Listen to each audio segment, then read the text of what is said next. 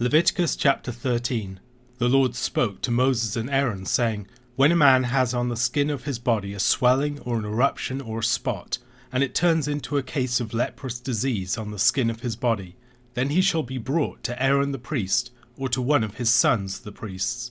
And the priest shall examine the diseased area on the skin of his body, and if the hair in the diseased area has turned white, and the disease appears to be deeper than the skin of his body, it is a case of leprous disease.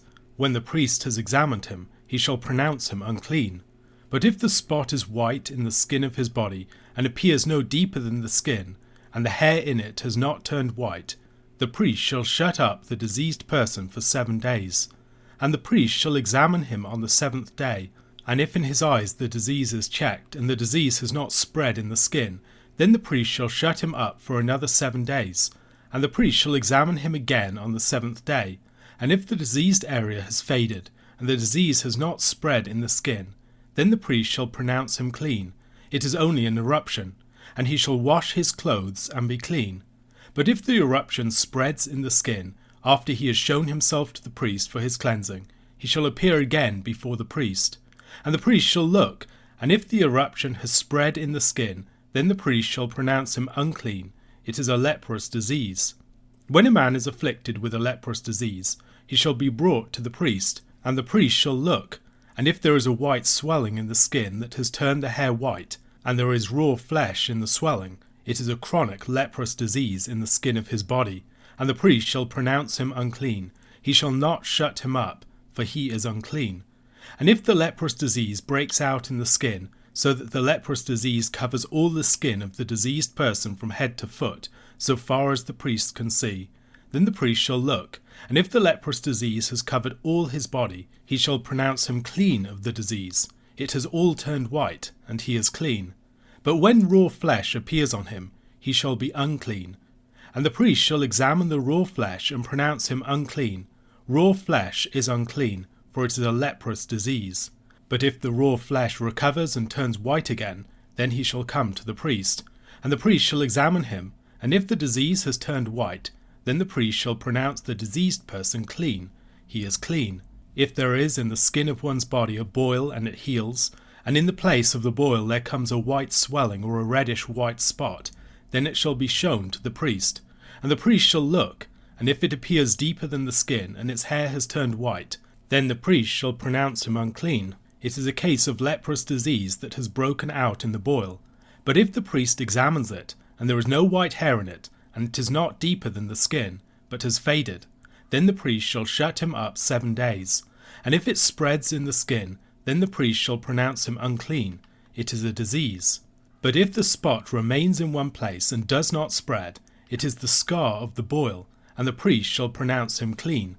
Or when the body has a burn on its skin, and the raw flesh of the burn becomes a spot, reddish white or white, the priest shall examine it. And if the hair in the spot has turned white, and it appears deeper than the skin, then it is a leprous disease. It has broken out in the burn, and the priest shall pronounce him unclean. It is a case of leprous disease. But if the priest examines it, and there is no white hair in the spot, and it is no deeper than the skin, but has faded, the priest shall shut him up 7 days. And the priest shall examine him the 7th day. If it is spreading in the skin, then the priest shall pronounce him unclean. It is a case of leprous disease. But if the spot remains in one place and does not spread in the skin, but has faded, it is a swelling from the burn, and the priest shall pronounce him clean, for it is the scar of the burn. When a man or woman has a disease on the head or the beard, the priest shall examine the disease, and if it appears deeper than the skin, and the hair in it is yellow and thin, then the priest shall pronounce him unclean. It is an itch, a leprous disease of the head or the beard. And if the priest examines the itching disease, and it appears no deeper than the skin, and there is no black hair in it, then the priest shall shut up the person with the itching disease for 7 days. And on the 7th day the priest shall examine the disease. If the itch has not spread, and there is in it no yellow hair, and the itch appears to be no deeper than the skin, then he shall shave himself, but the itch he shall not shave. And the priest shall shut up the person with the itching disease for another 7 days.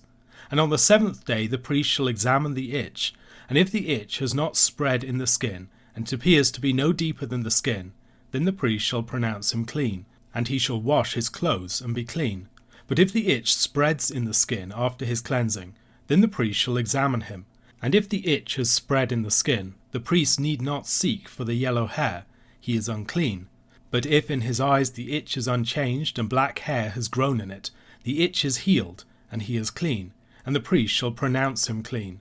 When a man or woman has spots on the skin of the body, white spots, the priest shall look, and if the spots on the skin of the body are of a dull white, it is leucoderma that has broken out in the skin, he is clean.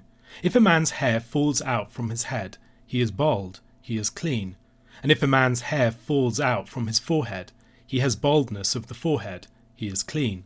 But if there is on the bald head or the bald forehead a reddish-white diseased area, it is a leprous disease breaking out on his bald head or his bald forehead.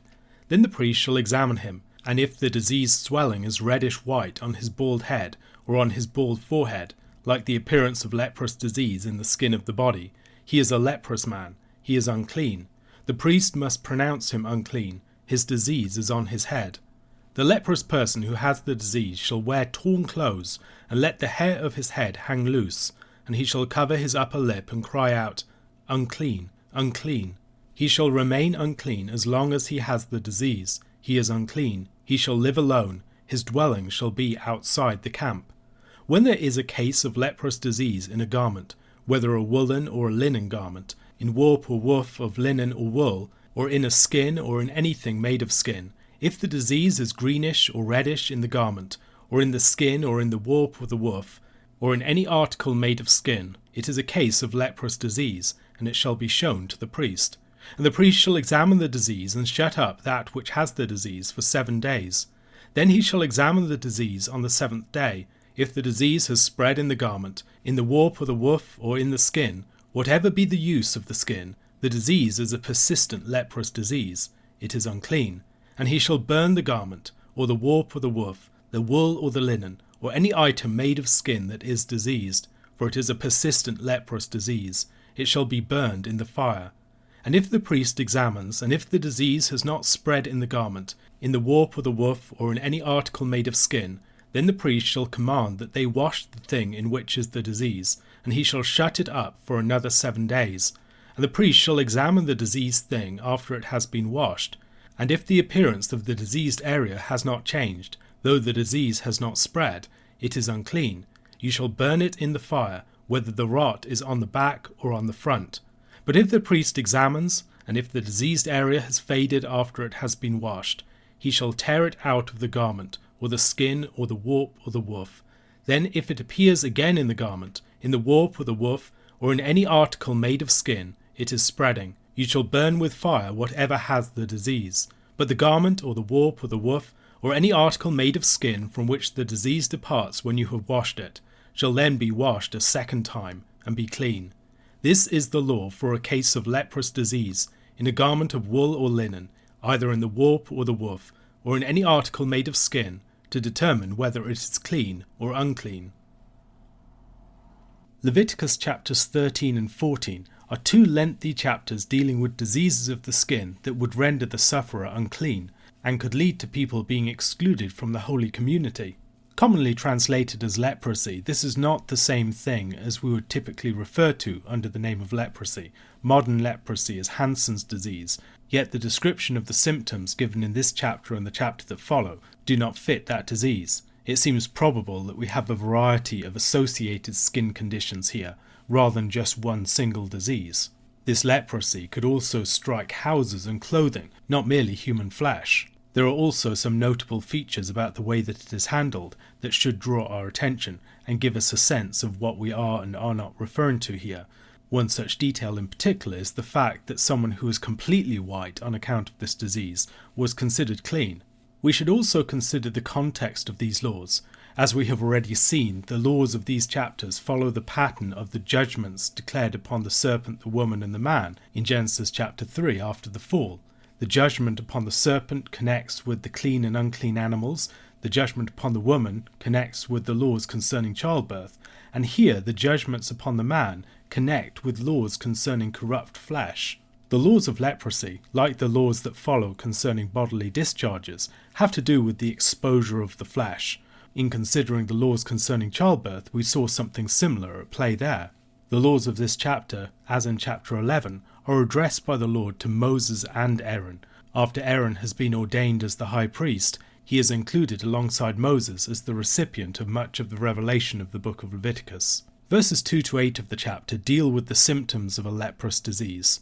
It was the duty of Aaron and the priest to examine cases of suspected leprosy. In some cases the disease was quite evident. The hair in the area would have turned white, and something was clearly wrong beneath the surface. However, in other cases things were not quite so clear. The priest would examine and then quarantine the person for 7 days, waiting to see whether the disease spread, whether an eruption seemingly on the surface of the skin would actually reach deeper and spread further. If in a further examination after the quarantine of 7 days, the condition did not seem to have spread or worsened, the person would be quarantined for 7 more days, examined again, and then if it hadn't spread by that point, he was considered clean. The person could then wash their clothes and enter fully back into life among the people. If the examination was not satisfactory, however, the person would be pronounced unclean with a leprous disease. The rest of the chapter provides the principles of examination in a number of different sorts of cases that might be presented.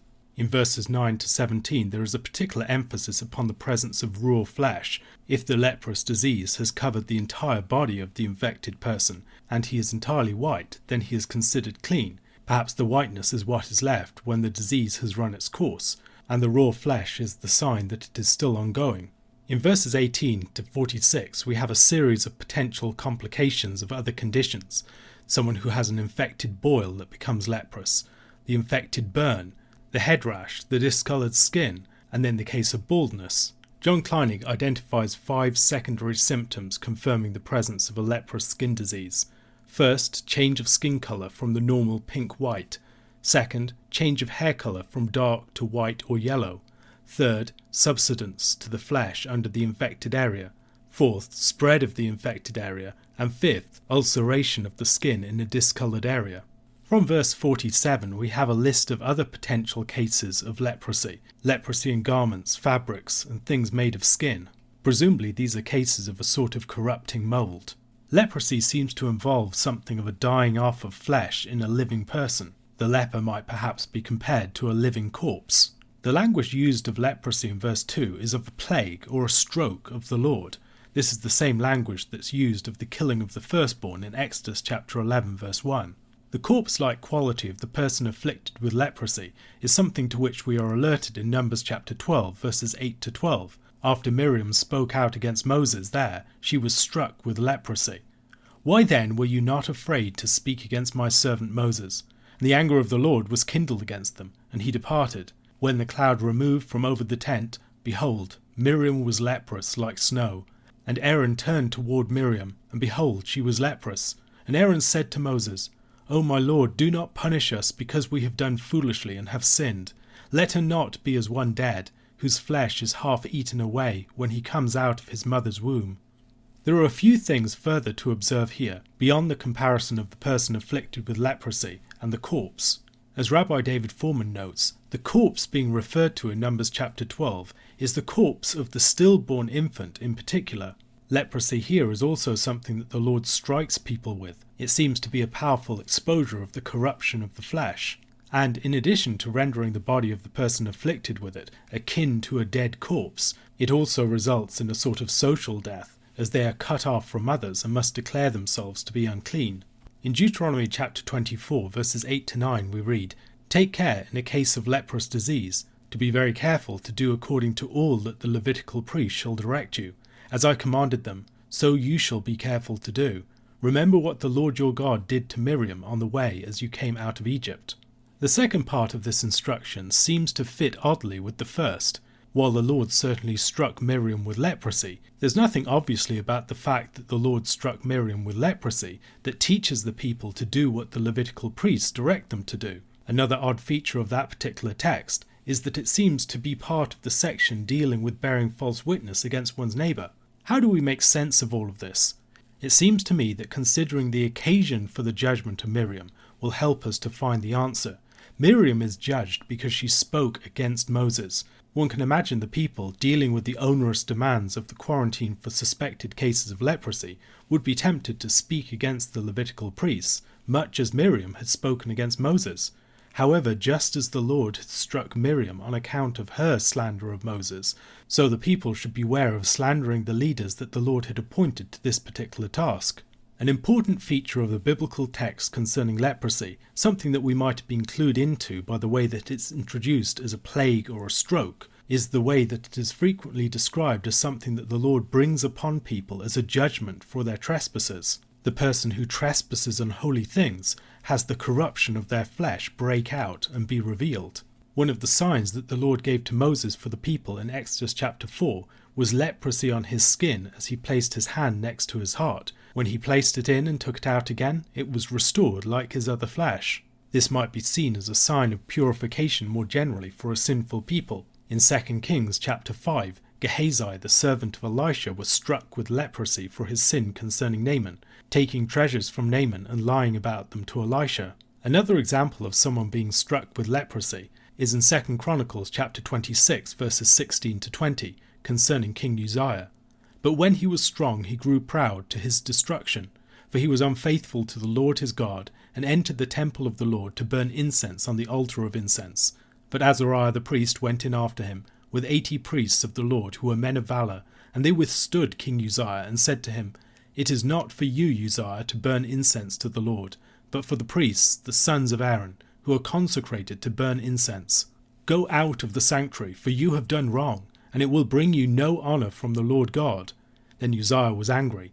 Now he had a censer in his hand to burn incense, and when he became angry with the priests, leprosy broke out on his forehead in the presence of the priests in the house of the Lord by the altar of incense. And Azariah the chief priest and all the priests looked at him, and behold, he was leprous in his forehead. And they rushed him out quickly, and he himself hurried to go out, because the Lord had struck him. Leprosy then seems to be connected with the stroke of the Lord in judgment upon someone. It is often connected to a signal judgment of the Lord, but it is an apt manifestation of judgment because leprosy more generally represents the corruption and death of the flesh. The death of the flesh spiritually is reflected physically. Like the rest of the surrounding commandments, the laws here for leprosy concern the character of the flesh as a result of sin and the fall. Flesh is a bearer of death, and when the flesh is exposed, whether in its fountain infertility, in its corruption through skin disease, or through emissions of the flesh, in chapter 15, it ends up cutting the person off from the presence of the Lord. A question to consider: what can we learn from the cases in the New Testament where Jesus deals with lepers?